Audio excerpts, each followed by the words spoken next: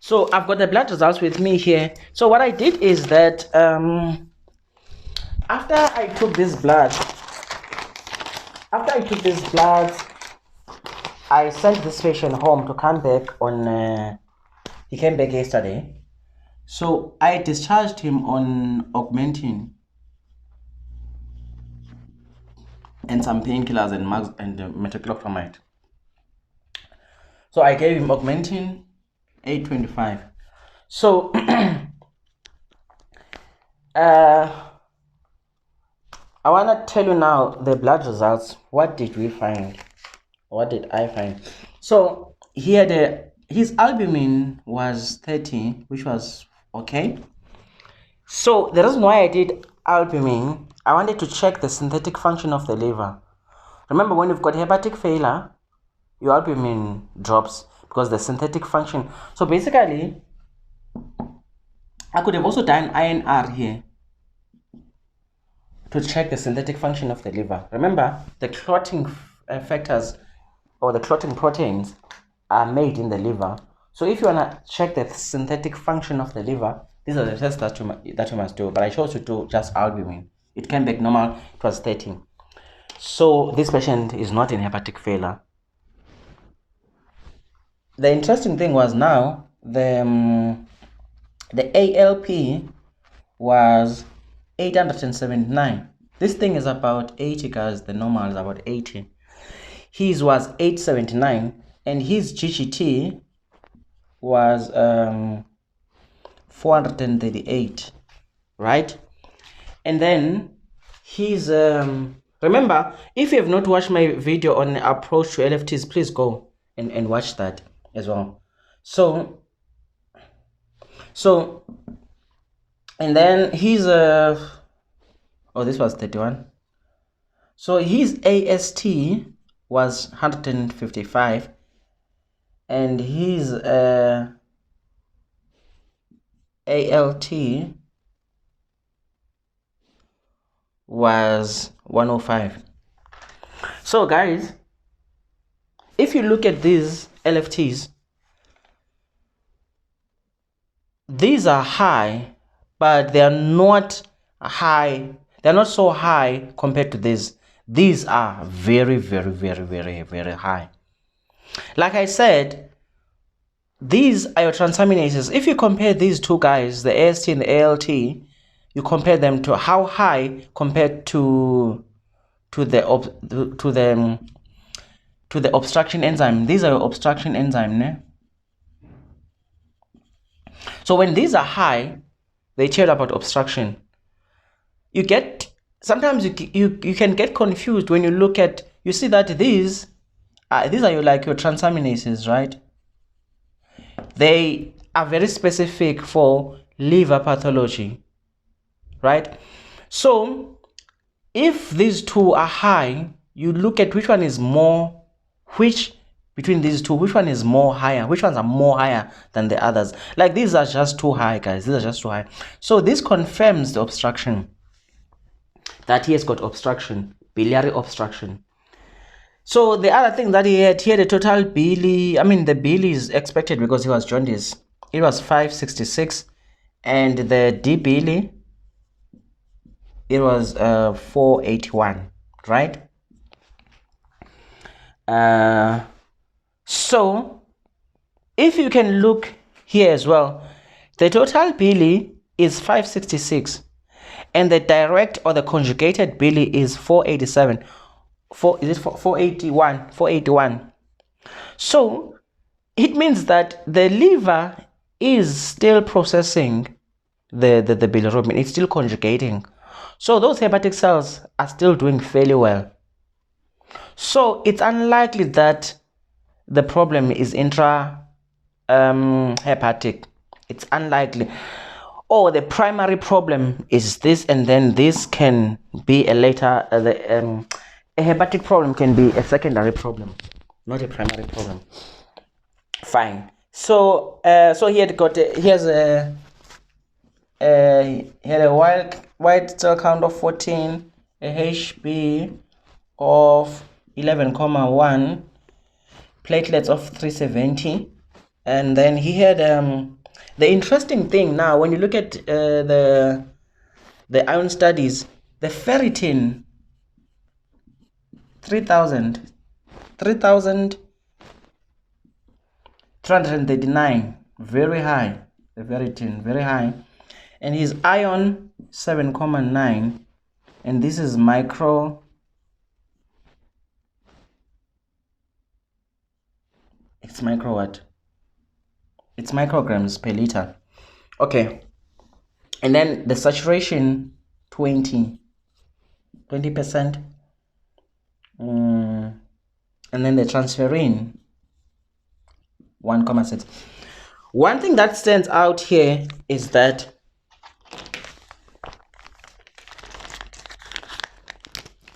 so these ones, the gene expect is still pending, the white cell count was normal, the gram stain was normal, so there was no bacteria in this fluid according to the results. And then the FBC was fairly normal because we had a white cell count. Remember, the reason why I did an FBC was also to screen for cholangitis. So this guy had a white cell count of just 14, which is fine. One thing that I didn't do is the CRP. Forgot to do it. But with the white cell count, we can still make a diagnosis. And then the alpha fetoprotein also is still pending. And the PSA was also pending. These are the ones that we have. The Hep screen was also pending when I shared the results yesterday. So from here, we can conclude that we have a guy who's got a functional liver, not in hepatic failure, because his albumin is normal, and also the conjugation here is taking place nicely. Because if you're gonna get a total bilirubin of 566 and then you conjugate about 481, that's really a good processing rate. Fine.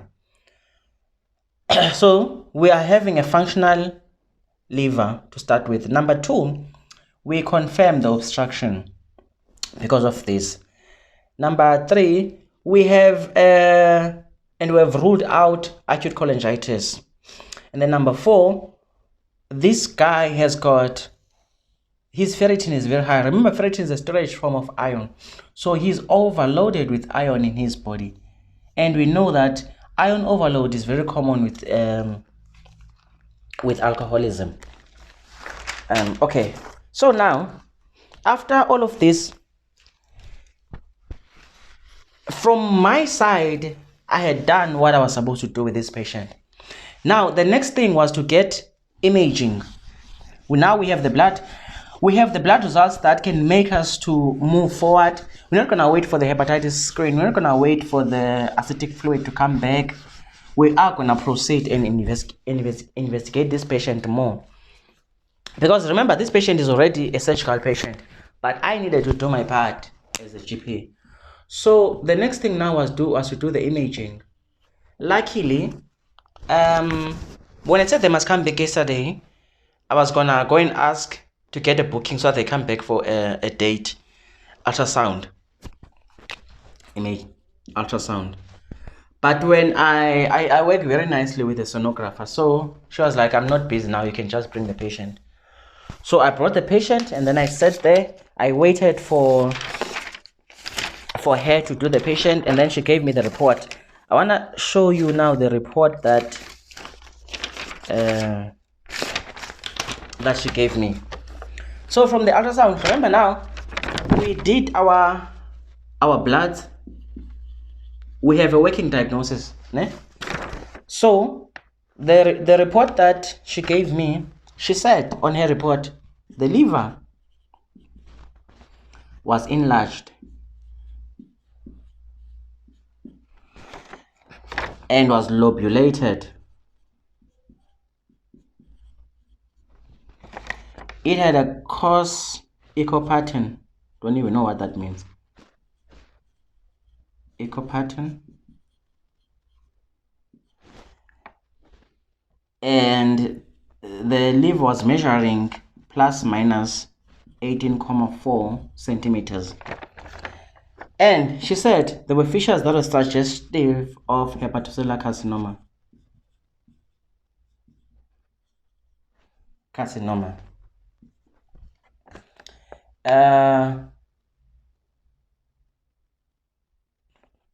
Okay, and then she commented about the biliary tree, says that it was dilated, but there was no obvious obstruction within the biliary tree, even though it was dilated.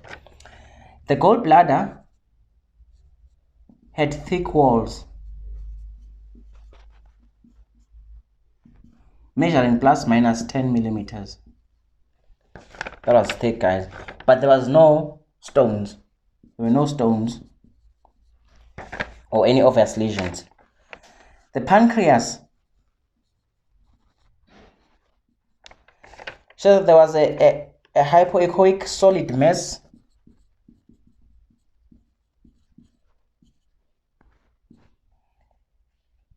on the head.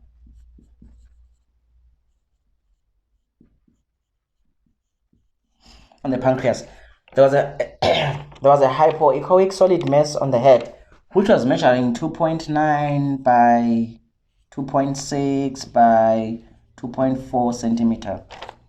And then there were parapancreatic lymph nodes. The liver and the spleen and the kidneys were normal. So guys, from this report, she says that the patient had an enlarged liver. Clinically, we did pick that up. It's all good. She said the features were in line with hepatocellular carcinoma. Remember, this guy could have maybe, because of the alcohol, could have been like using a lot of alcohol and developed cirrhosis at some point, but his cirrhosis never actually got to hepatic failure, but progressed to liver carcinoma. And then the CBD were dilated, but the dilation, the obstruction is this mass in the head of the pancreas. This is the obstruction that was causing the CBD to be dilated and backflow. And also what I forgot is there's also intrahepatic duct dilatation. Intrahepatic duct dilatation. So we've got two problems here. We've got what we think is a pancreatic head of the pancreas CA. Obviously, we don't know at this point.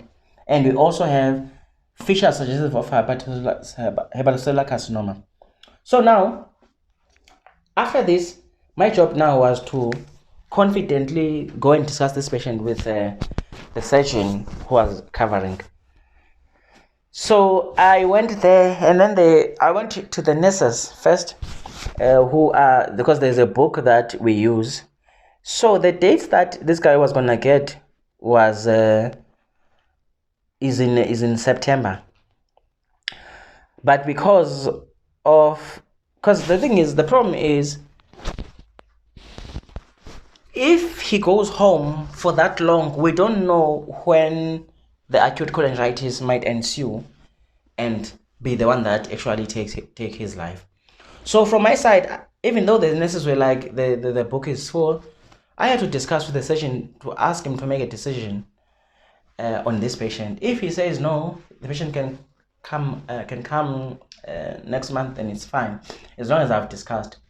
But after discussing this patient, this guy was like, bring this patient to the clinic tomorrow. He must come tomorrow to the clinic. So what I'm trying to say is, even if there's a stipulated way of doing things, there are patients that still need to be discussed, and then they're not for clinic. This guy is not for the clinic. He cannot be waiting for so long. He will die from acute cholangitis. So I was so happy that the doctor accepted the patient, because he didn't even say to me, please do this test, do this blood, do this, do that, because I had done literally everything for him. So the only thing now was just for him to take the patient over. So what I think they will do with it, I will try and follow this patient up just to see, and also for us to learn. So I will. So I think what they're gonna do, they'll book him a CT scan, which is more detailed and shows the anatomy very nicely, and then they'll move forward from there and see if what can be done about the cancer. and all of that. So yeah guys, that's the patient that I saw. Thank you for watching.